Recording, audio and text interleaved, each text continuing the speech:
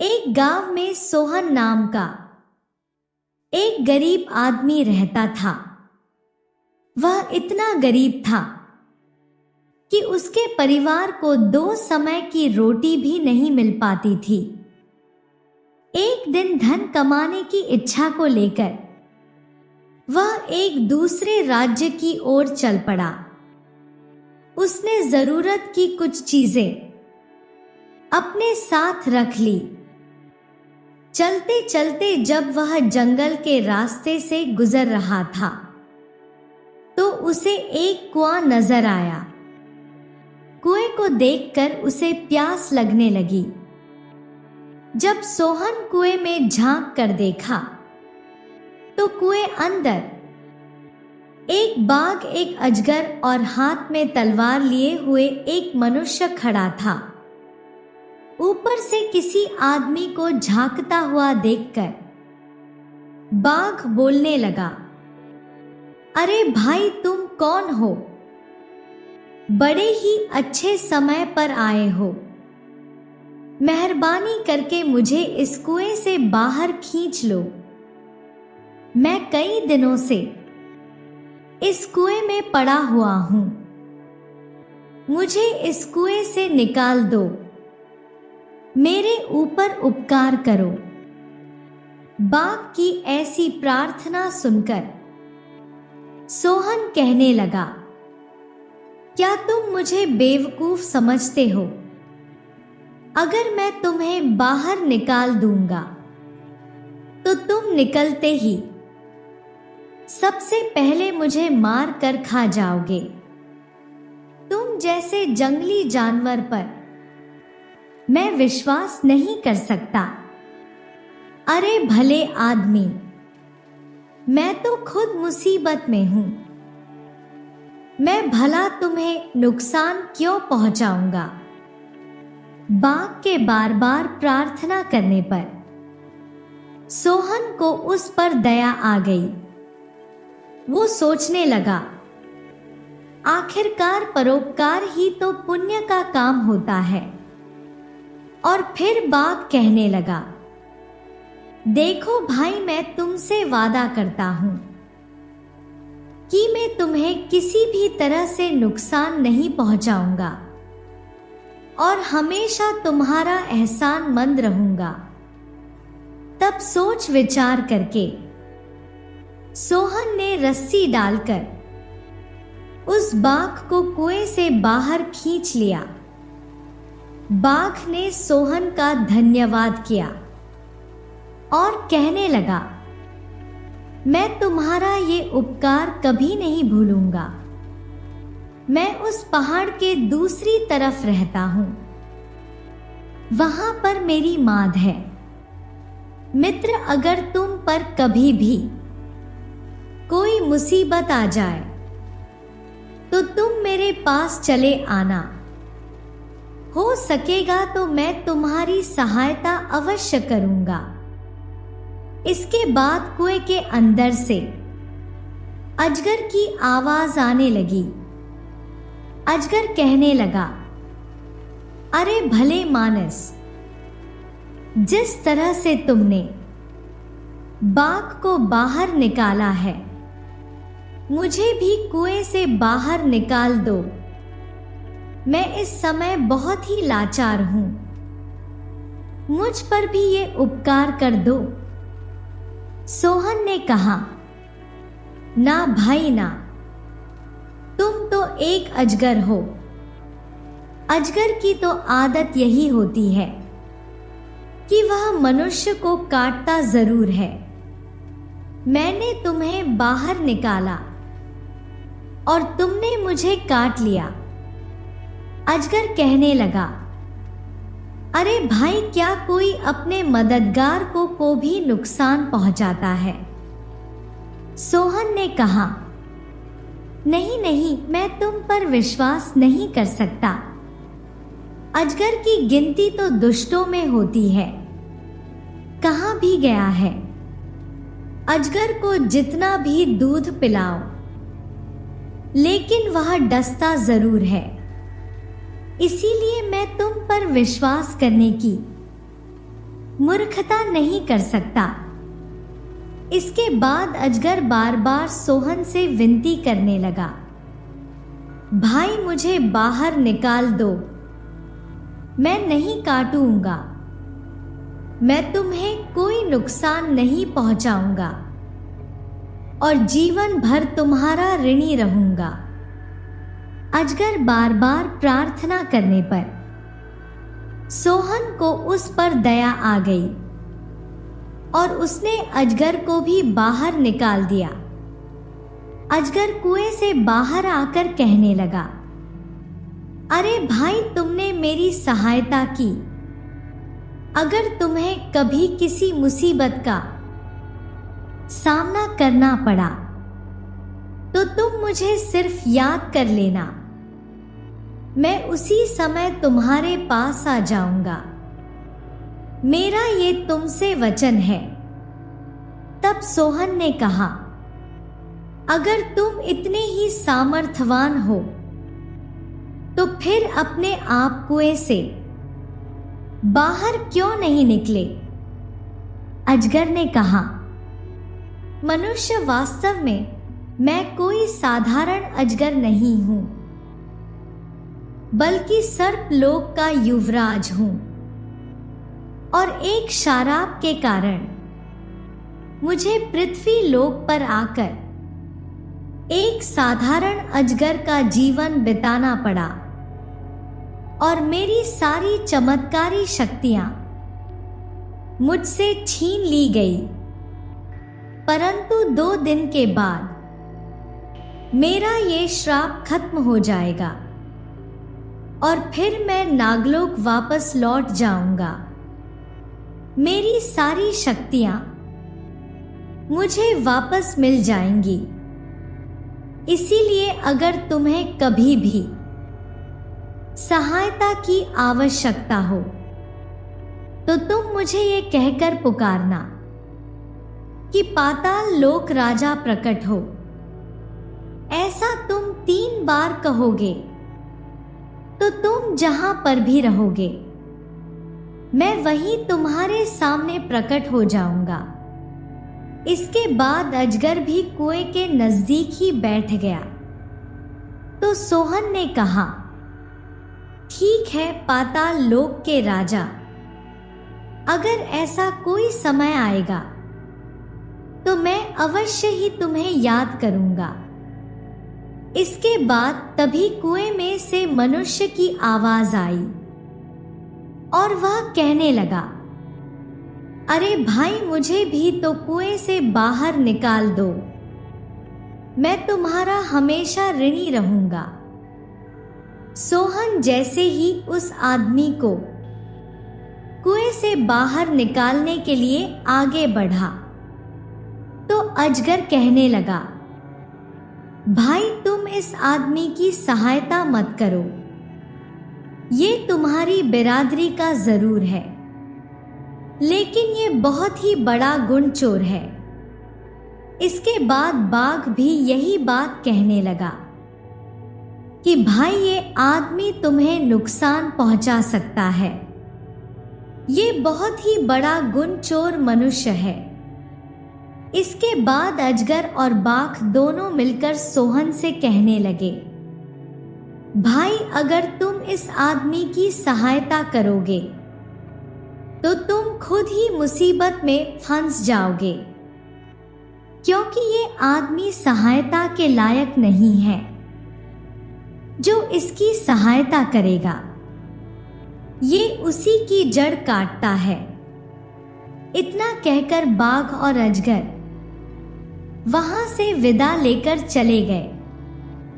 उनके जाने के बाद कुएं में गिरा हुआ आदमी गिड़गिड़ा कर कहने लगा, अरे भाई तुमने अजगर और बाघ की तो जान बचा दी, मेरे भी प्राण बचा लो, मैं तो तुम्हारी ही बिरादरी का हूं। तब सोहन ने कहा, भाई परंतु ये जानवर तो तुम्हारी बुराई कर रहे थे, इससे तो यही लगता है कि तुम एक अच्छे मनुष्य नहीं हो। मैं तुम्हारी कोई सहायता नहीं कर सकता। वह दूसरा आदमी कहने लगा, अरे भाई, तुम इन जानवरों की बातों में मत आओ। मैं तो बड़ी ही मुश्किल से इस तलवार की सहायता से अपने प्राण बचाए हुए हूं, वरना ये जानवर मुझे अवश्य ही नुकसान पहुंचाते। शायद इसीलिए ये मेरी बुराई कर रहे थे। इसके बाद वह मनुष्य रोने धोने लगा और जोर जोर से चिल्लाने लगा। ये देखकर सोहन को उस पर दया आ गई। उसने सोचा, चलो इस मनुष्य को भी निकाल देते हैं। सोहन ने उस आदमी को कुएं से बाहर निकाल दिया। उस आदमी ने कुएं से बाहर आकर सोहन को धन्यवाद कहा और कहने लगा, तुमने जो मुझ पर उपकार किया है उसे मैं 7 जन्मों तक नहीं भूलूंगा। अरे भाई, इसमें उपकार जैसी क्या बात है? आखिर इंसान ही इंसान के काम आता है। लेकिन तुम ये तो बताओ कि तुम कौन हो? उस मनुष्य ने सोहन को अपना परिचय दिया और कहा, मैं एक सोना बेचने वाला व्यापारी हूं। पास के ही राज्य शिमलापुर में रहता हूं। अगर मेरे लायक कोई सेवा हो तो तुम मेरे घर पर जरूर आना। अपना नाम और पता बताकर वो व्यापारी वहां से चला गया। इसके बाद सोहन ने भी कुएं से पानी पिया और अपनी राह पर चल पड़ा। काफी देर तक चलने के बाद वह एक बड़े नगर में पहुंचा, जहां पर पहुंचकर उसने सबसे पहले नौकरी की तलाश की। वह एक साहूकार की दुकान पर गया और उनसे कहने लगा, महाराज, क्या मेरे लायक कोई काम है आपके पास? साहूकार ने कहा, नहीं भाई नहीं, अभी तो यहां पर कोई जगह खाली नहीं है। इस तरह से सोहन वहां पर कई दुकानों पर घूमा, परंतु उसे कोई भी काम ना मिला। आखिरकार बेचारा गरीब सोहन निराश होकर वहां से लौट आया। इसके बाद खूब भागदौड़ करने के बाद भी तकदीर ने उसका साथ नहीं दिया। अब सोहन सोचने लगा कि मैं अपनी पत्नी और पुत्रों के सामने क्या मुंह लेकर जाऊंगा। मुझ जैसे बदनसीब को तो आत्महत्या ही कर लेनी चाहिए। इस तरह से हताश होकर गरीब सोहन आत्महत्या करने के बारे में सोचने लगा। लेकिन तभी उसके मन में अजगर और बाघ की बात याद आई। उन लोगों ने बुरे समय में उसकी सहायता करने का वचन दिया था, तो वह सोचने लगा, क्यों ना उन तीनों को एक बार आजमा कर देख लिया जाए। शायद वे लोग मेरी कुछ सहायता कर सके।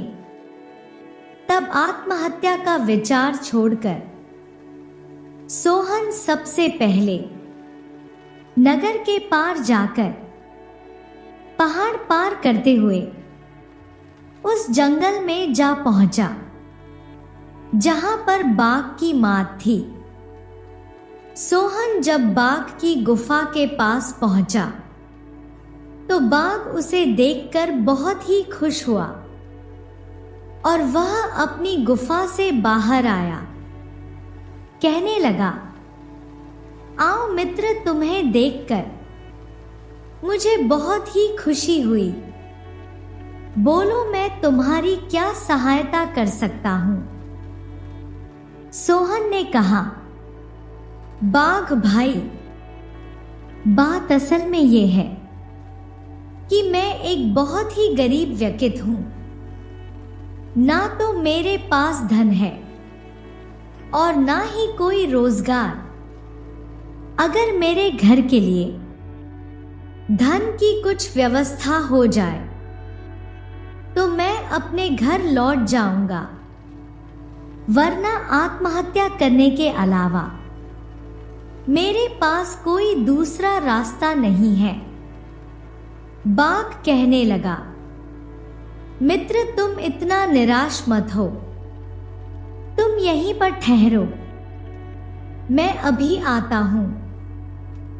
इतना कहकर बाघ अपनी गुफा के अंदर चला गया, जबकि सोहन गुफा के बाहर ही बैठा रहा। जब बाघ गुफा से बाहर निकला तो उसके मुंह में से एक सोने का रत्न जड़ित हार था। वो हार उसने सोहन के सामने रख दिया और कहने लगा, लो मित्र, इस हार को बेचकर तुम्हारी सारी परेशानी दूर हो जाएगी, क्योंकि इस रत्न जड़ित हार की कीमत इतनी है कि तुम अब गरीब नहीं रहोगे। उस हार को देखकर सोहन की आंखों में चमक आ गई। उसने वह हार उठाया और अपनी पोटली में बांध लिया। वह बाघ से कहने लगा, मित्र, तुमने सचमुच आज मेरी सहायता की है और मेरा जीवन बचाया है।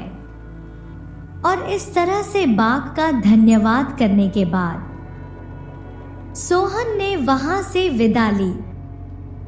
वह अपने घर की तरफ लौट चला। अपने घर की तरफ लौटते समय सोहन का मन अब खुशी से फूला नहीं समा रहा था। आखिरकार उसकी यात्रा जो सफल हो गई थी। सोहन ने सोचा कि इस हार को अच्छे दामों में बेचकर घर लौट जाऊंगा। मुझे वापस घर पर आया देखकर मेरी पत्नी रुमा और पुत्र बहुत सारा धन मिलेगा और अब हम सुख के दिन बिता सकेंगे। इस तरह से सोचता हुआ सोहन चला जा रहा था। तभी उसके मन में दूसरा विचार आया कि ये हार बेचूं तो बेचूं कहां।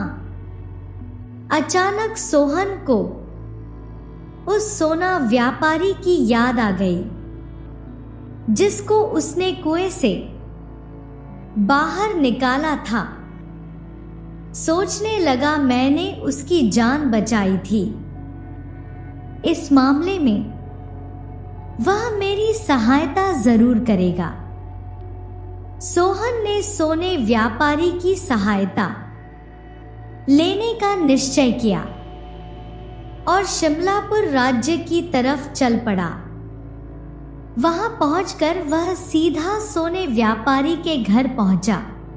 व्यापारी ने जब सोहन को अपने घर पर आया हुआ देखा तो उसका दिल खुश हो गया। वह कहने लगा, कहो मित्र, कैसे आना हुआ? सोहन ने जवाब दिया, मित्र, मैं तुम्हारे पास एक बहुत ही जरूरी काम से आया हूं।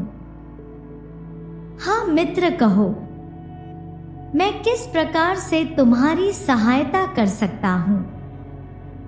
अरे भाई, मेरे पास एक हार है और मैं चाहता हूं कि तुम अच्छे दामों पर इस हार को बिकवा दो।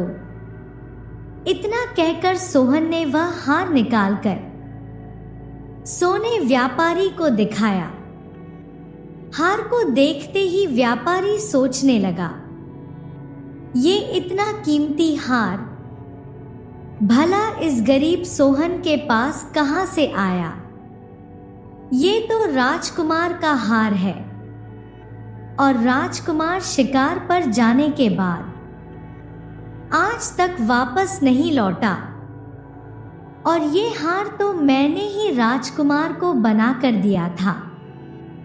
अब सोना व्यापारी सोचने लगा कि महाराज ने तो इस बात की घोषणा कर रखी है कि जो भी उसके पुत्र का पता लगाएगा उसे ढेर सा इनाम दिया जाएगा।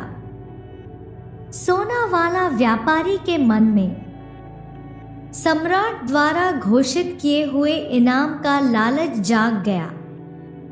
व्यापारी सोहन से अपनापन जताते हुए कहने लगा, मित्र, मैं तुम्हारी सहायता अवश्य करूंगा, लेकिन इस हार के बारे में मुझे किसी अच्छे सोनार से सलाह लेनी होगी ताकि मैं तुम्हें इस हार के अच्छे पैसे दिलवा सकूं।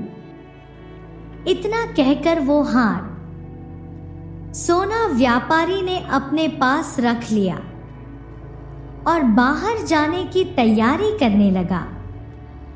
व्यापारी ने सोहन से कहा, मित्र, तुम कुछ देर के लिए यहीं पर ठहरो, मैं सोनार से मिलकर आता हूं। और फिर वह अपनी पत्नी से कहने लगा, भाग्यवान ये मेरा मित्र है, इसे तुम भोजन करवाओ और उसके आराम की व्यवस्था करो। जरा मैं बाहर होकर आता हूं। इतना कहकर व्यापारी अपने घर से चला गया और वह सीधा सम्राट के दरबार में जा पहुंचा।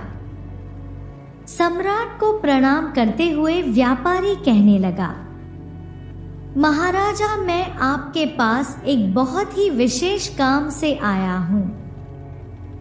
तब व्यापारी ने वह हार राजा को सौंपते हुए कहा, महाराजा, ये वही हार है जिसे राजकुमार के लिए मैंने स्वयं अपने हाथों से बनाया था।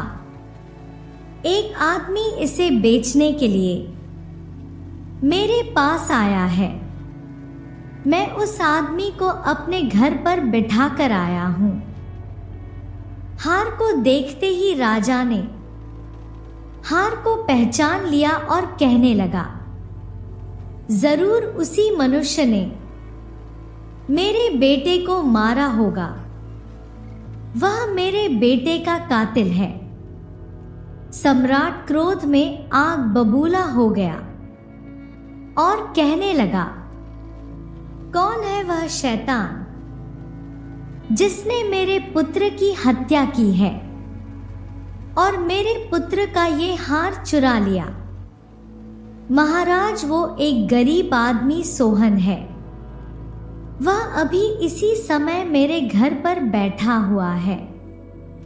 सम्राट ने गुस्से में पागल होते हुए अपने सिपाही को आदेश दिया कि वह व्यापारी के घर जाकर उस आदमी को तुरंत पकड़ कर ले आए। सेनापति उसी समय सैनिकों को अपने साथ लेकर सोहन को पकड़ कर ले आया। उसे सम्राट के दरबार में पेश किया गया। तब सम्राट ने आदेश दिया कि ये गरीब मनुष्य युवराज का कातिल है, इसे तुरंत कारागार में डाल दिया जाए। सम्राट के सैनिकों ने सोहन को ले जाकर कारागार में डाल दिया। जब सिपाही जाने लगे तब सोहन ने कहा, मुझे युवराज का कातिल क्यों ठहराया गया है? मैं तो बिल्कुल निर्दोष हूं। सैनिक कहने लगा, अगर तुमने युवराज की हत्या नहीं की तो फिर युवराज का ये हार तुम्हारे पास कैसे आ गया? और जिस सोने की व्यापारी को तुम ये हार बेचना चाहते थे, उसी व्यापारी ने ये हार राजकुमार के लिए बनाया था और उसने ही आकर यहाँ पर ये सूचना दी थी, इसीलिए तुम पकड़ में आ गए। अब तुम बच नहीं सकते। कुछ ही दिनों के बाद सम्राट तुम्हें फांसी दे देंगे। इतना कहकर सिपाही वहां से चले गए। सिपाही के जाने के बाद सोहन सोचने लगा कि इस व्यापारी ने तो मुझे बहुत बड़ी मुश्किल में डाल दिया। अब मैं क्या करूं? इस राज्य में तो मेरा कोई मददगार भी नहीं है। हे प्रभु, मेरी रक्षा करो। अब सोहन सोचने लगा कि अगर मुझे फांसी हो गई तो मेरी स्त्री और मेरे पुत्रों का क्या होगा? तभी अचानक सोहन को उस सांप का वचन याद आया जिसे उसने कुएं से निकाला था। अगले ही पल सोहन ने हाथ जोड़कर 3 बार अजगर को बुलाया और कहने लगा, पालाल लोक के राजा, मेरी सहायता कीजिए।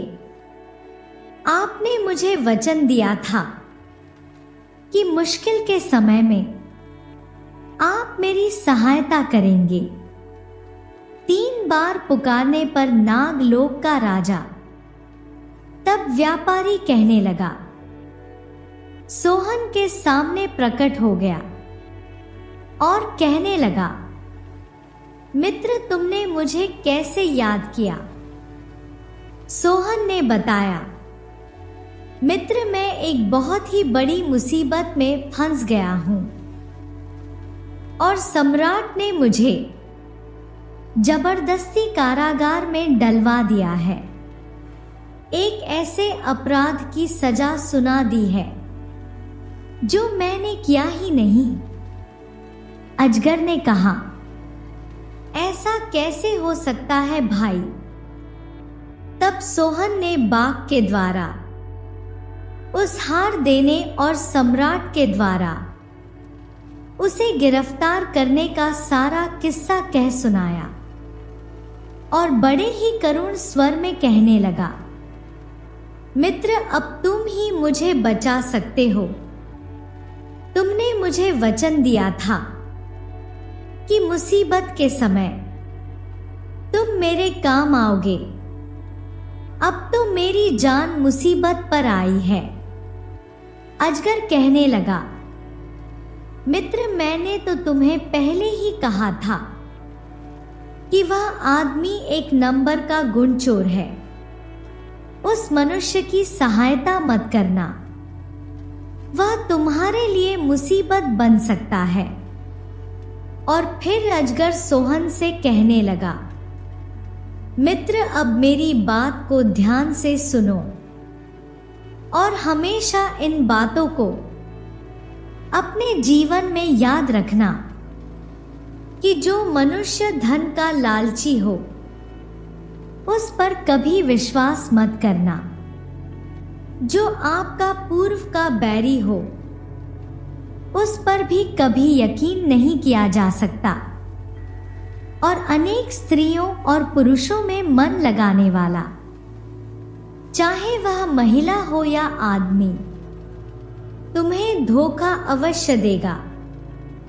इन 3 तरह के लोगों से कभी भी दोस्ती नहीं करनी चाहिए, क्योंकि चाहे कितनी भी गहरी दोस्ती हो, ये 3 तरह के आदमी तुम्हें धोखा अवश्य देंगे। इन पर कभी भी आंख बंद करके विश्वास नहीं करना चाहिए। अब तुमने मुझे सहायता के लिए बुलाया है, तो मैं तुम्हारी सहायता अवश्य करूंगा। और वह कहने लगा कि मैंने एक उपाय सोच लिया है। मैं चुपके से महारानी के कमरे में जाकर उसे डस लूंगा, लेकिन मैं उसमें इस तरह से विष डालूंगा कि मेरे विष के प्रभाव से वह बेहोश हो जाएगी। फिर चाहे कोई कितना भी प्रयास कर ले, वह होश में नहीं आएगी और उसे होश में लाने का काम सिर्फ तुम ही कर सकोगे और उसका इलाज बिल्कुल साधारण होगा।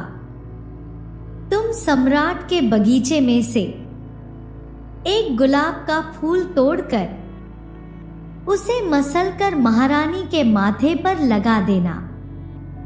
ऐसा करते ही महारानी को होश आ जाएगा। सम्राट खुश होकर तुम्हें छोड़ देगा, क्योंकि सम्राट अपनी महारानी से बहुत ही प्यार करता है। वह उसे जिंदा रखने के लिए कुछ भी कर सकता है। वह अजगर सोहन से इतना कहकर जेल की कोठरी से निकलकर महारानी के कक्ष में जा पहुंचा और अगले ही पल उसने महारानी को डस लिया। महारानी तुरंत उठ बैठी और चिल्लाने लगी। अजगर खिड़की के रास्ते बाहर निकल गया। महारानी चीखती चिल्लाती हुई कक्ष में से जमीन पर गिर पड़ी। सम्राट के नौकरों ने महारानी को गिरता हुआ देखा तो वे दौड़कर महारानी के पास पहुंचे। महारानी ने चिल्लाकर बताया कि मुझे अजगर ने काट लिया है और इसके बाद महारानी बेहोश हो गई। नौकरों ने तुरंत जाकर सम्राट को सूचित किया कि महारानी को एक जहरीले अजगर ने डस लिया है।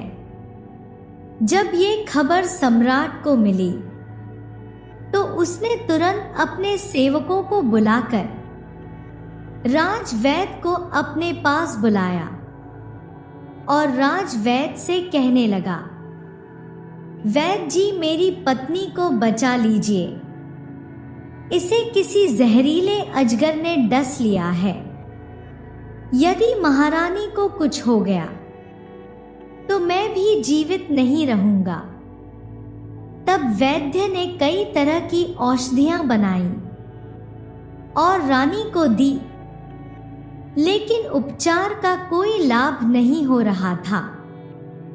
तब वैद्य ने कहा, सम्राट महारानी जी का इलाज अब मुझसे संभव नहीं है, क्योंकि महारानी जी को जिस अजगर ने काटा है वह बहुत ही जहरीला है। मेरी कोई भी औषधि अब काम नहीं कर रही। और फिर राजवैद्य ने सम्राट को दिलासा देते हुए कहा, लेकिन आप निराश मत होइए, अभी वक्त है। आप किसी दूसरे वैद्य या हकीम को बुलाकर लाइए। शायद उनके पास कोई ऐसी औषधि हो जिससे महारानी ठीक हो जाए। अगले ही पल सम्राट ने मंत्री को आदेश दिया कि मंत्री जी, फौरन ये ऐलान करवा दिया जाए कि जो भी हमारी महारानी का इलाज करेगा और उसको ठीक कर देगा, उसे मुँह मांगा इनाम दिया जाएगा। इसके बाद महामंत्री ने तुरंत पूरे राज्य में घोषणा करवा दी। आदेश का ऐलान होते ही कई वैद्य और हकीम राजमहल में पहुंच गए। रानी को तरह तरह की औषधियां दी जाने लगी, लेकिन इतने उपचार के बाद भी रानी की बेहोशी वैसे की वैसे ही बनी रही। और फिर एक एक करके सारे वैद्य वापस लौट गए। सब तरह की औषधियां देकर भी सब हार चुके थे। अब तो भगवान ही रानी को बचा सकते थे। सभी वैद्य और हकीमों का ऐसा निराशा पूर्ण उत्तर सुनकर सम्राट का दिल टूट गया। वह मन ही मन में घबराने लगा। और कहने लगा, हे भगवान, रानी ये कैसी मुसीबत में फंस गई। उधर जेल की कोठरी में बंद सोहन ने जब सम्राट के ऐलान के बारे में सुना तो उसने सिपाही से कहा कि मुझे महारानी के पास ले चलो, मैं महारानी को ठीक कर सकता हूं। सिपाही कहने लगा, अरे भाई, अच्छे अच्छे वैद्य और हकीम उन्हें ठीक नहीं कर सके तो तुम एक हत्यारे होकर उन्हें कैसे ठीक करोगे। सोहन ने उससे विनती की कि अगर आप मुझे एक बार सम्राट के पास ले चलिए तो मैं सच कहता हूं, मैं रानी जी को बचा लूंगा। तब सिपाही ने ये खबर सम्राट के पास पहुंचा दिया। सम्राट ने तुरंत सोहन को अपने पास बुलाया और सम्राट ने उससे कहा कि जल्दी से तुम मेरी महारानी का जहर उतार दो। अगर तुम ऐसा नहीं कर पाए तो मैं अभी के अभी तुम्हारा सिर कटवा दूंगा। सोहन कहने लगा, ठीक है सम्राट, मुझे मंजूर है। सोहन के विश्वास दिलाने पर सोहन को महारानी के पास ले जाया गया। सोहन ने कहा, सम्राट, सबसे पहले मैं आपके शाही बगीचे में जाना चाहता हूं। शाही बगीचे में जाकर सोहन ने वहां से एक गुलाब का फूल तोड़ा और महल में वापस आकर उस फूल को मसल मसल कर महारानी के माथे पर लगा दिया। अगले ही पल रानी बिस्तर से उठ खड़ी हुई और रानी के बदन का नीलापन भी गायब हो चुका था। उसका चेहरा पहले की तरह से चमकने लगा। सम्राट ने महारानी से कहा, आप इस गरीब सोहन की वजह से जीवित हुई हैं। और फिर सम्राट ने महारानी के ठीक हो जाने की खुशी में सोहन को क्षमा कर दिया। सम्राट ने जब उससे उसकी असलियत पूछी तो सोहन ने सारी बातें स्पष्ट रूप से उसे बता दी। तब सम्राट ने सोहन को खूब सा धन देकर उसे अपने राज्य से विदा किया, जबकि व्यापारी को पकड़कर जेल में डाल दिया गया।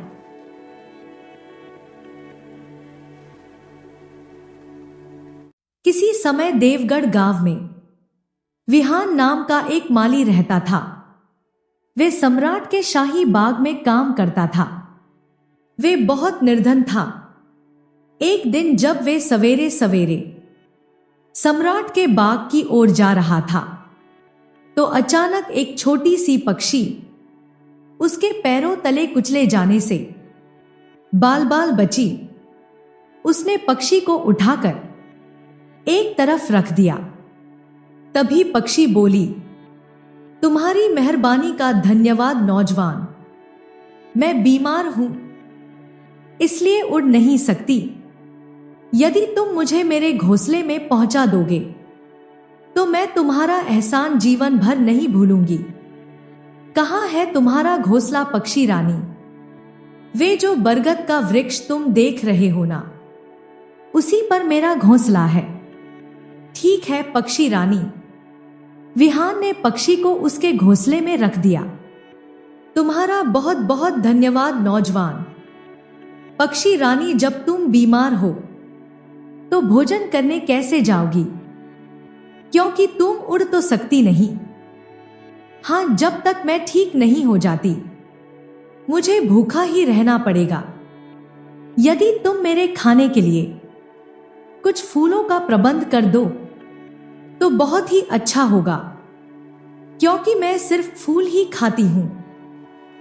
तुम चिंता मत करो पक्षी रानी, मैं सम्राट के बगीचे में काम करता हूं।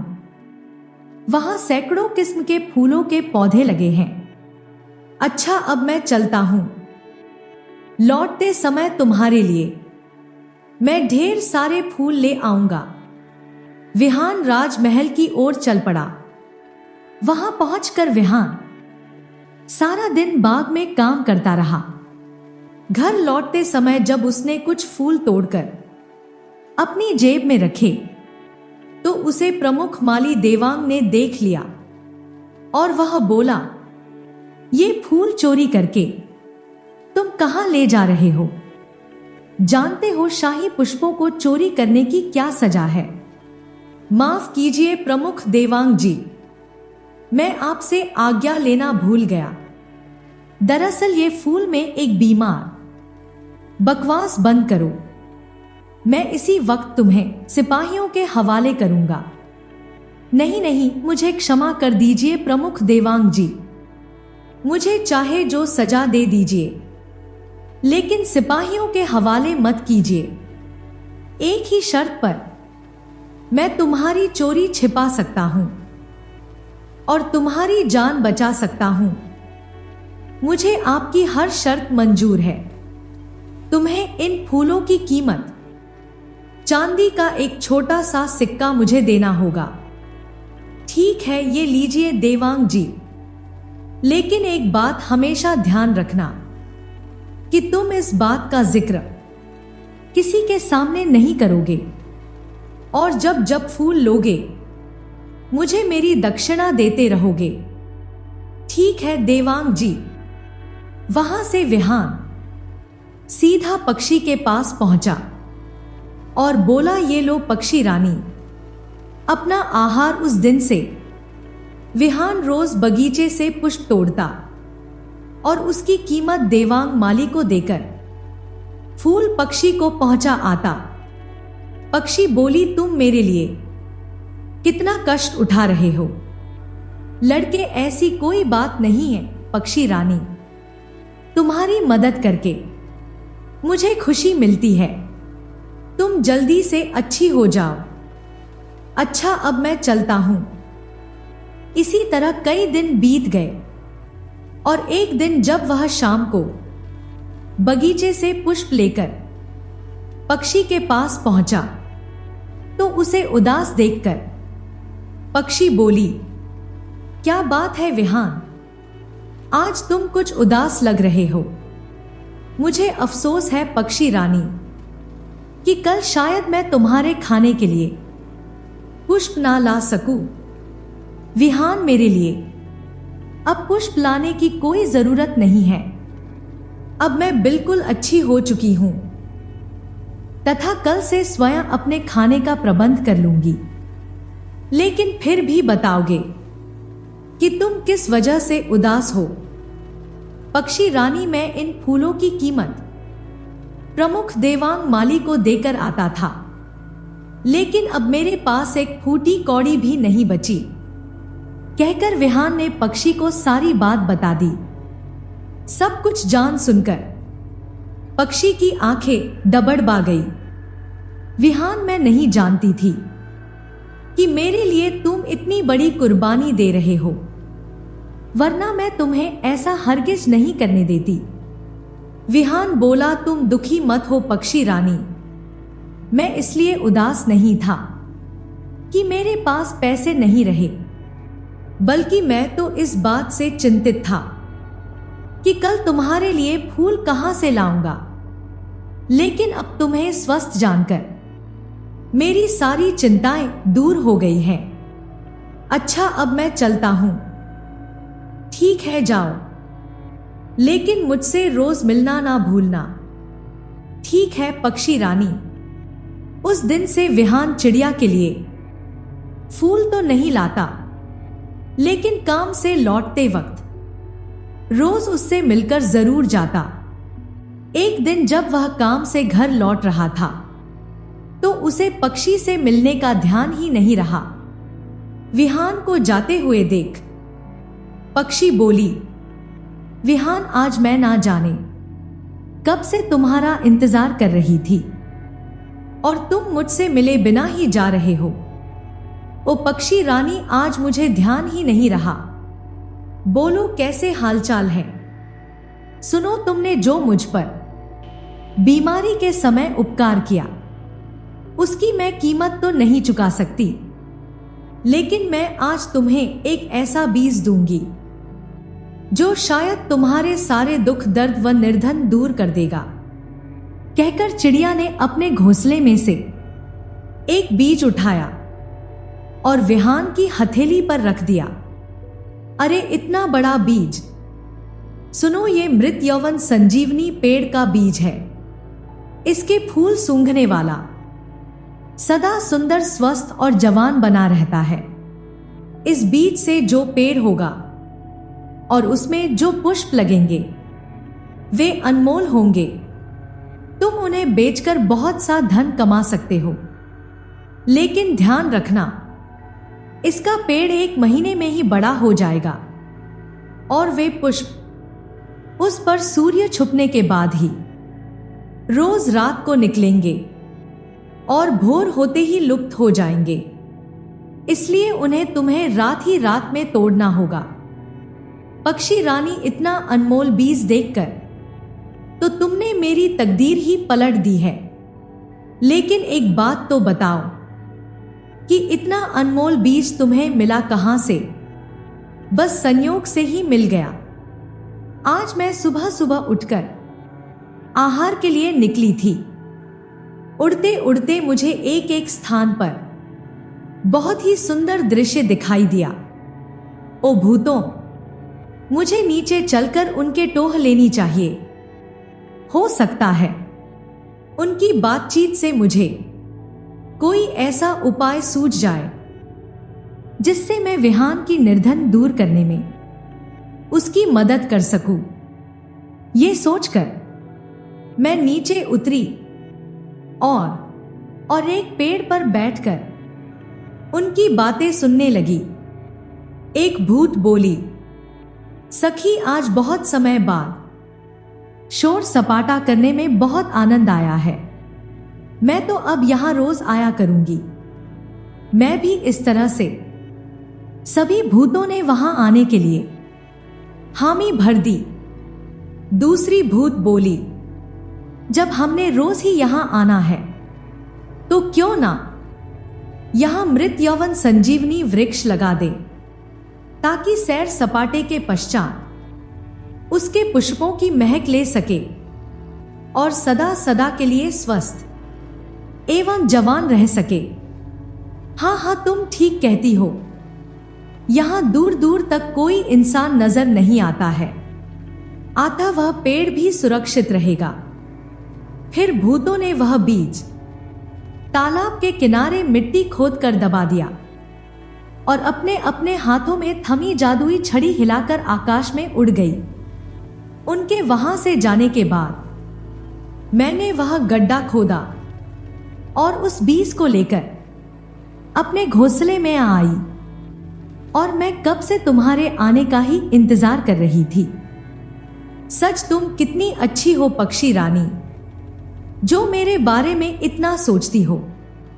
अच्छा, अब मैं चलता हूं। तुम्हारे इस उपकार का बहुत बहुत धन्यवाद। पक्षी बोली, ठीक है, लेकिन मेरी बात का ध्यान रखना। इसकी विशेषता किसी को मत बताना, वरना वे तुम्हारे लिए मुसीबत पैदा कर देंगे। ठीक है पक्षी रानी। और विहान अपने घर की ओर चल दिया और सोचने लगा, पक्षी रानी ने ये अनमोल बीज दिया तो है, लेकिन इसे गाड़ूंगा कहां? यदि घर के बाहर गाड़ता तो पेड़ के बड़े होते ही और पुष्पों के लगते ही लोगों को इसकी विशेषता का पता चल जाएगा और वे सारे फूल तोड़ लेंगे। और अपने घर के अलावा मेरे पास ऐसी कोई सुरक्षित जगह भी नहीं जहां मैं उस पेड़ को लोगों की निगाहों से बचाकर रख सकूं। फिर उस बीज को लगाऊं कहां? घर पहुंचकर भी उसका मस्तिष्क उस बीज को बोने के लिए किसी उपयुक्त स्थान के विषय में ही सोचता रहा। यदि एक बार वह पेड़ उग गया तो शायद फिर मुझे जिंदगी में कभी किसी चीज की कमी नहीं रहेगी। राजन ही मुझे उन पुष्पों की मुंह मांगी कीमत देने को राजी हो जाएंगे। क्यों ना मैं उस बीज को राजा के ही शाही बगीचे में बो दूं, तब इसकी उचित सुरक्षा भी होती रहेगी। साथ ही सम्राट मुझसे उस अद्भुत पेड़ को पाकर प्रसन्न हो जाएंगे और मुझे ढेरों इनाम देने के साथ साथ मेरी तरक्की भी कर देंगे।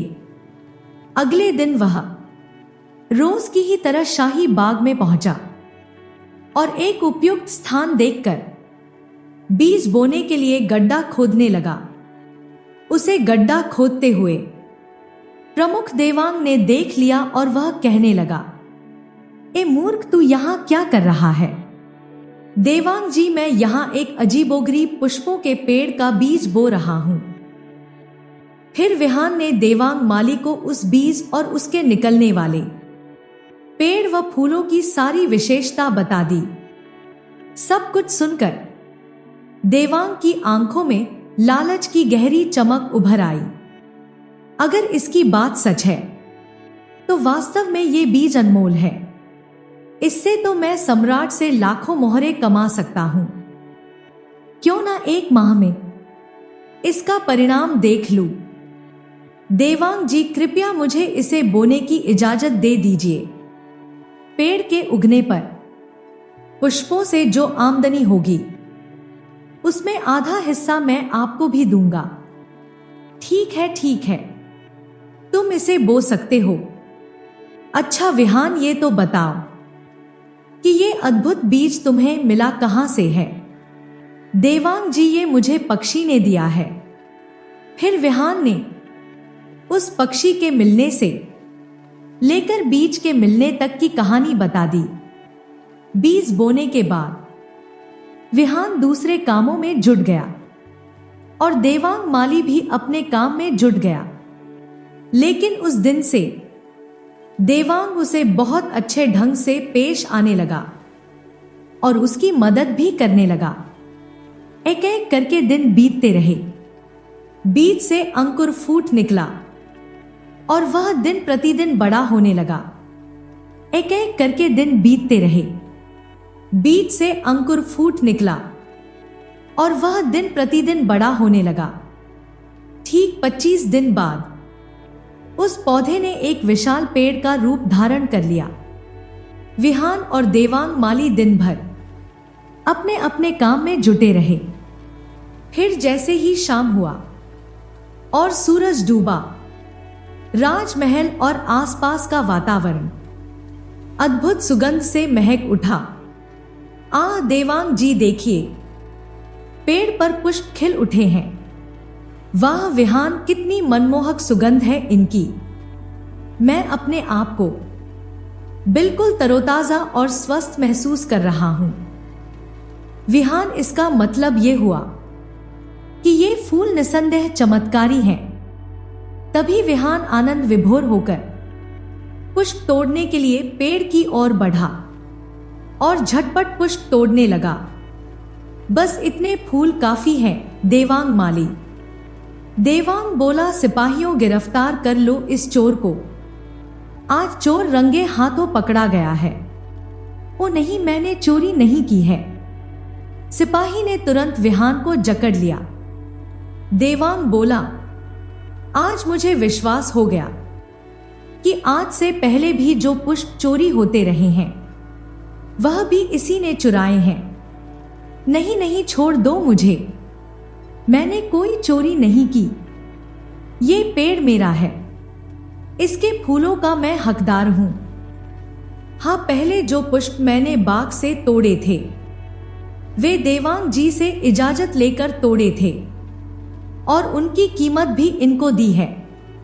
मूर्ख एक तो चोरी करता है, ऊपर से सच्चा बनता है। सम्राट के बगी में उगे हुए पेड़ को अपना बताता है। जब सिपाही ने विहान को मार मार कर अधमरा सा कर दिया तो देवांग माली उसके प्रति सहानुभूति जताता हुआ बोला, बस बस अब रहने दीजिए। सिपाही जी, बहुत खातिरदारी हो गई इसकी, अब इसे छोड़ दीजिए। असहाय विहान सब कुछ जानता समझता हुआ भी अपने दुर्भाग्य पर आंसू बहाता हुआ अपने घर की ओर चल दिया। विहान और सिपाहियों के जाने के बाद देवांग जमीन पर बिखरे उन पुष्पों को एकत्रित करने लगा जो विहान ने पेड़ से पुष्प तोड़े थे। इन पुष्पों का गुलदस्ता बनाकर मैं सम्राट को पेश करूंगा और ढेर सारा इनाम पाऊंगा। इधर विहान सीधा पक्षी रानी के पास पहुंचा और रोते रोते उसे सारा किस्सा कह सुनाया। ओह, ये तो बड़ा बुरा हुआ विहान, मैंने तो पहले ही तुम्हें मना किया था कि इस संबंध में किसी को कुछ मत बताना।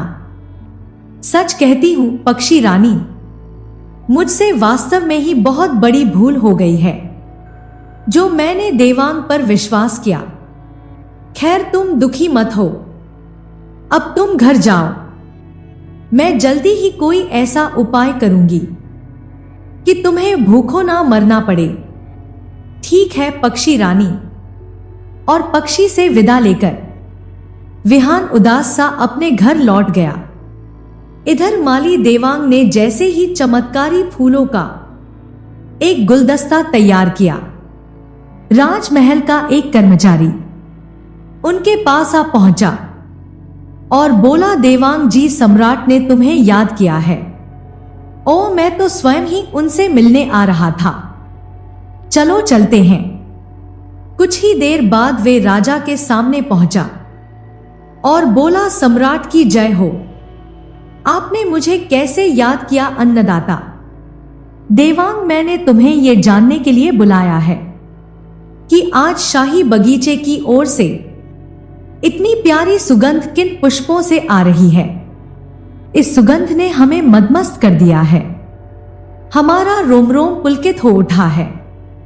हमें ऐसा महसूस हो रहा है जैसे हमारी उम्र 12 साल कम हो गई हो, जैसे हम अधेड़ अवस्था से जवानी में लौट आए हो। सम्राट, ये अनोखा चमत्कार इन अनमोल पुष्पों का है। इन पुष्पों के गुलदस्ते को मैं स्वयं ही आपको भेंट करने आ रहा था। अच्छा, जरा देना तो सही। गुलदस्ता लेकर सम्राट ने उसे जैसे ही सूंघा, उसका रोम रोम झूम उठा, वह तबीयत प्रसन्न हो गई। बिल्कुल वैसी ही सुगंध है देवांग। ये किस पेड़ के पुष्प हैं और इनका नाम क्या है? महाराज, ये फूल मृत यौवन संजीवनी पेड़ के हैं। इनको सूंघने से मनुष्य जवान और स्वस्थ रहता है। क्या सचमुच इसका परिणाम आप स्वयं ही देख चुके हैं सम्राट? ठीक कहते हो। इस अद्भुत पेड़ को देखने के लिए हम बहुत उत्सुक हैं। और दोनों बगीचे में पहुंचे। सम्राट कहने लगे, निसंदेह जितने फूल सुंदर है उतना ही पेड़ भी सुंदर है। सम्राट, मैंने कई वर्षों की कड़ी मेहनत के पश्चात इसे उगाया है। इसके पुष्प केवल रात में ही खिलते हैं और भोर होते ही लुप्त हो जाते हैं। देवांग, तुम्हें इस अद्भुत पेड़ का बीज कहां से मिला? इसकी विशेषता देखते हुए तो मुझे ऐसा लगता है जैसे ऐसे पेड़ कम से कम धरती पर तो नहीं उगते। सम्राट, इस पेड़ का बीज मुझे एक भूत ने दिया था जिसकी मैंने किसी समय बहुत मदद की थी। फिर देवांग ने सम्राट को एक मनमोहक कहानी सुना दी। कहानी सुनकर सम्राट उससे बहुत प्रभावित हुए और कहने लगे, मुझे नहीं मालूम था देवांग कि मेरे राज्य में तुम जैसा योग्य, नेक और दयालु आदमी भी है जो तन मन धन से हमारी सेवा में जुटे हुए हैं। हम तुम्हारी वफादारी, ईमानदारी और कर्तव्य निष्ठा से बहुत प्रसन्न हुए देवांग। आता इनाम स्वरूप ये 300 स्वर्ण मुद्राएं रख लो। कल सुबह दरबार में उपस्थित होना। हम तुम्हें 1100 स्वर्ण मुद्राएं और दिलवाएंगे, जो पेड़ के ऊपर आए खर्च की बुआई में होगी। सम्राट की हमेशा जय जयकार होती रहे। आप महान हैं सम्राट, आप दयालु हैं, आपको ईश्वर सदा संपन्न रखे। हाँ, एक बात ध्यान रहे देवांग, कल से तुम मुझे एक फूलों का गुलदस्ता पेश करोगे, जिसके बदले तुम्हें रोज 300 स्वर्ण मुद्राएं मिला करेंगी। जैसे आपकी आज्ञा सम्राट।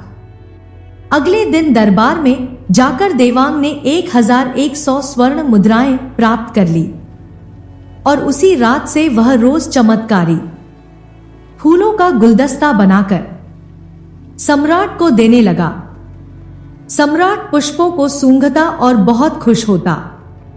वह जवाब नहीं इन पुष्पों का। कुछ ही दिनों में हमारी काया कल्प हो गई है। हम बूढ़े से जवान हो गए हैं। उधर विहान ने एक साहूकार के यहां मेहनत मजदूरी करनी आरंभ कर दी, जबकि देवांग दोनों हाथों से धन बटोर रहा था। कई दिन बीतने के पश्चात एक रात को भूतों सम्राट के महल के ऊपर से गुजर रही थी कि उन्होंने वही मृत यौवन संजीवनी पेड़ देखा और कहने लगी, अरे वह देखो, मृत यौवन संजीवनी पेड़ है। भूतो तुरंत नीचे उतरी। वे सम्राट का शाही बगीचे में था, लेकिन यह पेड़ यहां आया कैसे? ये तो किसी राजा का बगीचे लगता है। हाँ, लगता है ये पेड़ उसी बगीचे से उगा है जिसे हमने 1 माह और कुछ हफ्ते पहले तालाब के किनारे गाड़ा था और जो अगले ही दिन आश्चर्यजनक तरीके से गायब हो गया था। इसका मतलब यह हुआ कि उस समय हमारे आसपास कोई मनुष्य था जिसने न केवल हमारी बातचीत सुन ली होगी, बल्कि हमारे जाने के बाद उसने उस बीज को भी निकाल लिया होगा। तब तो हमें उस चोर को सजा देनी चाहिए। लेकिन चोर का पता कैसे चलेगा? तो एक भूत बोली, उसका पता चलना कोई ज्यादा मुश्किल नहीं है। जिसे इस पेड़ की विशेषता मालूम है, वे जरूर रात को फूल तोड़ने यहां आता होगा। ठीक कहती हो सखी, लेकिन जिस दिन वो हमारी निगाहों में आ गया, वह रात उसके जीवन की आखिरी रात होगी। आओ अब हम इन फूलों का आनंद लें। उस दिन से वे भूतों रोज रात को वहां आने लगी, लेकिन वे आधी रात को आती थी, इसलिए उनका सामना कभी देवांग से नहीं हुआ। देवांग तो पेड़ पर फूल खिलते ही थोड़े से फूल तोड़कर उनका गुलदस्ता बनाकर सम्राट को दे देता था। विधि का विधान देखिए। सम्राट की पत्नी का स्वर्गवास हुए तो कई वर्ष बीत चुके थे, लेकिन उनकी इकलौती जवान पुत्री, जो कि 7 माह से विदेश भ्रमण के लिए गई हुई थी, अचानक एक दिन वापस लौट आई। उसे देखकर महाराज बहुत खुश हुए और कहने लगे, बेटी माधुरी, तुम्हें देखकर हमें बहुत प्रसन्नता हुई है। और वह अपने बाप को घूर कर देखने लगी। क्यों, क्या हुआ? तुम मुझे इस तरह घूर क्यों रही हो? बाबूजी, ये आप 7 महीने में अचानक जवान कैसे हो गए? क्या कोई मृत्यु यौवन संजीवनी आपके हाथ लग गई है?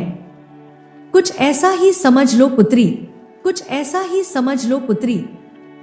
अच्छा, पहले भीतर चलो, फिर आराम से बातें होंगी। लेकिन बाप और पुत्री को एक दूसरे से मिलने की इतनी खुशी थी कि खाने पीने और इधर उधर की बातचीत करने के मध्य ना तो माधुरी को अपने पिता की जवानी का राज जानने का ध्यान रहा और ना ही सम्राट ने इस बारे में उसे कुछ बताया। रात बहुत हो गई है, अब तुम जाकर सो जाओ। बहुत अच्छा बाबूजी, मुझे भी बड़ी जोरों की नींद आ रही है। लेकिन माधुरी अपने शयन कक्ष में जाकर जैसे ही बिस्तर पर लेटी उसे फूलों की सुगंध आने लगी। माधुरी उसी समय महल से निकलकर शाही बाग में पहुंच गई और भूतो भी उसी समय उड़ती हुई शाही बाग के ऊपर पहुंची और राजकुमारी को देखकर कहने लगी, अरे वह देखो, शाही बाग में कोई लड़की मृत यौवन संजीवनी वृक्ष के फूल तोड़ रही है। जरूर ये वही चोरनी है जिसने हमारा चमत्कारी बीज चुराया था। आओ चलकर इसे मजा चखाएं। और इससे पहले कि राजकन्या खतरे को भांप पाती, भूतों ने अपने जादू से राजकन्या को पत्थर की मूरत बना दिया। अब इसे सिवाय हमारे और कोई जिंदा नहीं कर पाएगा। इसकी यही सजा थी इसे, तो सजा मिल गई। आओ अब फूलों के सुगंध का आनंद ले और अपना प्रिय खेल खेले। हाँ चलो। अगले दिन भोर होने के साथ ही पूरे महल में हंगामा मच गया। गजब हो गया सम्राट, गजब हो गया। सम्राट राजकन्या साहिबा शाही बाग में पत्थर का मूर्ति बनी खड़ी है। क्या सम्राट शाही बाग में पहुंचे? बाग में पहले से ही महल के नौकर चाकर और देवांग भी मौजूद था। सभी माधुरी की दशा पर आंसू बहा रहे थे।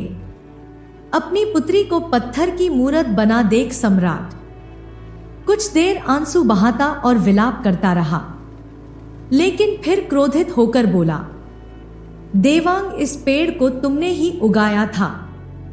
तुम ही बता सकते हो कि राजकन्या पुष्प तोड़ते हुए पत्थर की कैसे हो गई।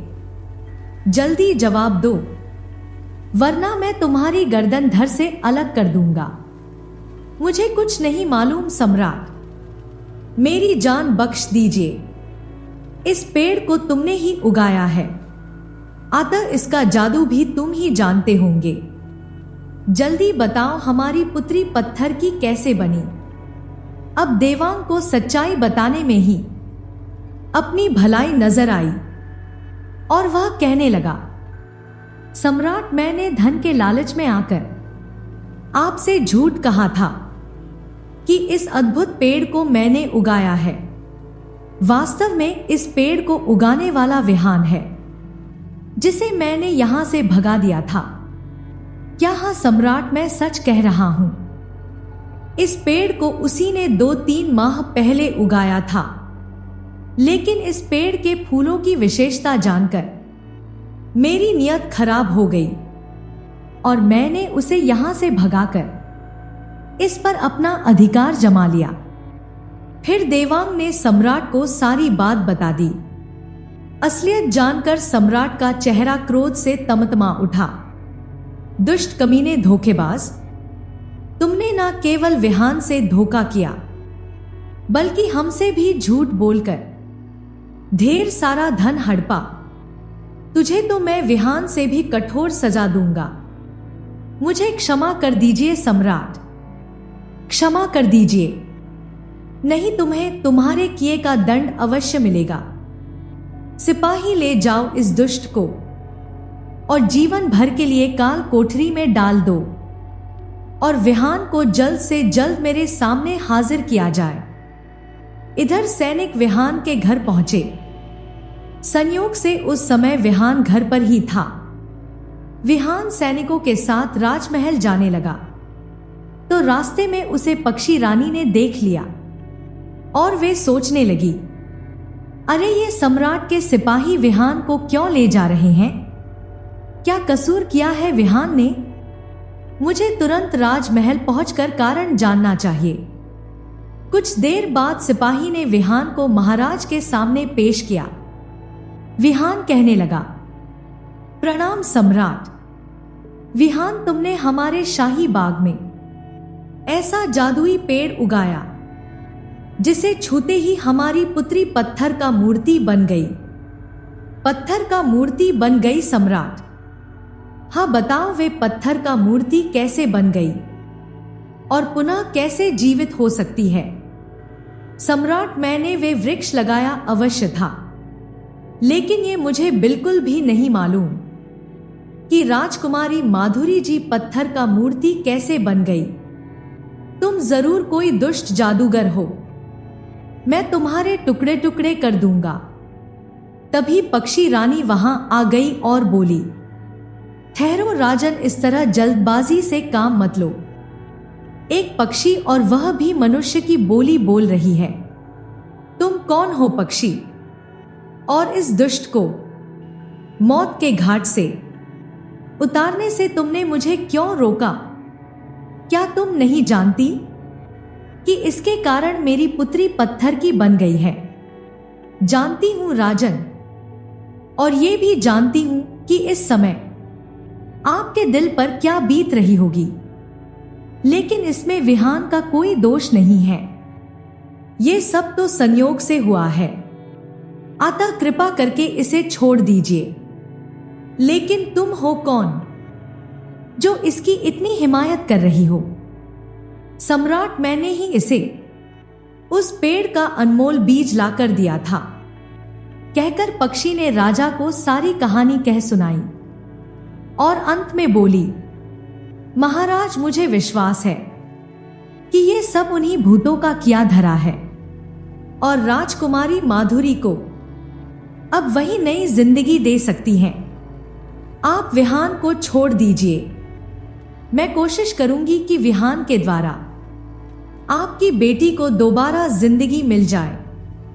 ठीक है पक्षी, मैं तुम्हारी बात मान लेता हूं, लेकिन एक बात का ध्यान रहे, यदि 3 दिन के भीतर मेरी बेटी मुझे जिंदा नहीं मिली तो इसके साथ साथ तुम्हें भी मौत के घाट उतरवा दूंगा, चाहे तुम भागकर पाताल में ही क्यों ना छिप जाओ। मुझे स्वीकार है महाराज। सम्राट ने विहान को आजाद कर दिया। पक्षी विहान को अपने घोंसले पर आने के लिए कहकर वहां से उड़ गई। कुछ देर बाद वह पक्षी के पास जा पहुंचा और बोला, तुम्हारी मदद करने का बहुत बहुत धन्यवाद पक्षी रानी। पक्षी कहने लगी, राजकुमारी माधुरी को जीवित करने का मुझे एक उपाय सूझा है। और पक्षी ने वह उपाय उसे बता दिया।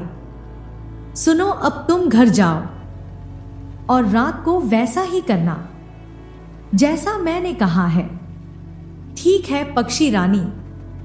विहान ने घर पहुंचकर खा पीकर दिन भर आराम किया और रात होते ही वह सम्राट के शाही बाग में जाकर एक बड़े पेड़ के पीछे छिप गया। तब तक मृत यवन संजीवनी वृक्ष पर फूल खिल चुके थे। उसके दिल मोह लेने वाली सुगंध चारों तरफ महक रही थी। आधी रात बीतने पर भूतो वहां पहुंची। बगीचे में उतरने के पश्चात पहले तो सभी भूतों राजकुमारी माधुरी के मूरत को देखकर खूब हंसी। फिर रोज की तरह अपनी जादुई छड़ी पेड़ के नीचे रखने के पश्चात वे पेड़ पर चढ़ी और फूल तोड़ने और उनकी माला आदि बनाकर अपना प्रिय खेल खेलने लगी, जबकि विहान चुपचाप पेड़ के नीचे पहुंचा और भूतों की जादुई छड़ियां उठाकर अपने कब्जे में कर ली। तभी एक भूतिन की नजर उस पर पड़ी। अरे सखियों, वह देखो, उस दुष्ट आदमी ने हमारी जादुई छड़ियां अपने कब्जे में कर ली हैं। सभी भूतों दौड़ी दौड़ी विहान के पास पहुंची और कहने लगी, एक कौन हो तुम? लाओ हमारी जादुई छड़ियां, हमें वापस दो। भूतों, मैं इस शर्त पर ही आपको जादुई छड़ियां वापस कर सकता हूं कि आप राजकुमारी माधुरी जी को पुनः जिंदा कर दो। नहीं नहीं, हम इस चोरनी को हरगिज जिंदा नहीं करेंगे। आप लोगों को भ्रम हुआ है। भूतो चोर राजकुमारी माधुरी जी नहीं, चोर तो मैं हूं। और फिर विहान ने उन्हें अपने साथ सारी कहानी कह सुनाई। विहान की दर्द भरी कहानी सुनकर सभी भूतों का हृदय उसके प्रति सहानुभूति से भर उठा और वे कहने लगी, ठीक है विहान, तुम्हें जो कष्ट मिला उसके बदले हम राजकुमारी माधुरी को पुनः जिंदा कर देंगे, लेकिन इसके साथ ही ये पेड़ हम अपने साथ ले जाएंगे। नहीं, ये नहीं हो सकता। यदि आप लोग ये अपने साथ ले गई तो मुझ गरीब की जीविका कैसे चलेगी? उसके लिए तुम चिंता ना करो, हम तुम्हें सम्राट के महल से भी बड़ा और सुंदर महल देंगे तथा इतना धन देंगे कि तुम्हें कभी कुछ करने की जरूरत ही नहीं पड़ेगी। तुम किसी सम्राट से कम नहीं रह जाओगे। यदि ऐसी बात है तो मुझे कोई ऐतराज नहीं। तुम अपना पेड़ अपने साथ ले जा सकती हो। तो लाओ हमारी जादुई छड़ियां, हमें वापस कर दो। विहान ने उनकी छड़ियां उन्हें वापस कर दी। तब एक भूत ने अपनी छड़ी राजकुमारी माधुरी के मूरत में छुआई और कहने लगी, जीवित हो जाओ राजकुमारी माधुरी। तुरंत जीवित हो उठी और कहने लगी, ओ ये मुझे क्या हो गया था? आप लोग कौन हैं? हम सब भूतिया हैं, राजकुमारी लोग। लेकिन तुम्हें विहान का एहसान मानना चाहिए। इन्हीं की वजह से तुम्हें नया जीवन मिला है। माधुरी को सारी बात मालूम हुई तो उसका हृदय विहान के प्रति प्रकट प्रेम से भर उठा। अच्छा विहान, अब हम चलती हैं। अपने घर पहुंचाने पर तुम्हें तुम्हारा महल और उसमें रखा अपार धन मिल जाएगा। बहुत अच्छा। नेक भूतों और सभी भूतों उस मृत यौवन संजीवनी पेड़ को अपने साथ लेकर उड़ने लगी। तब तक भोर का उजाला चारों ओर फैलने लगा था। आइए माधुरी जी, मैं आपको आपके पिता तक पहुंचा आऊं। आपको सही सलामत देखकर वे बहुत प्रसन्न होंगे। चलिए। और जब विहान माधुरी को लेकर सम्राट के पास पहुंचा तो सम्राट अपनी बेटी को देखकर बहुत प्रसन्न हुआ और कहने लगा, तुम पुनः जीवित कैसे हो गई पुत्री? बाबूजी, ये सब इन्हीं की मेहरबानी से हुआ है। कहकर माधुरी ने सारी बात बता दी। सम्राट ने प्रसन्न होकर एक दिन अपनी पुत्री का विवाह विहान से कर दिया और विहान माधुरी के साथ भूतों द्वारा दिए गए अपने महल में आनंद पूर्वक रहने लगा। वे पक्षी रानी से रोज मिलता और उसकी खोज खबर लेता रहता था।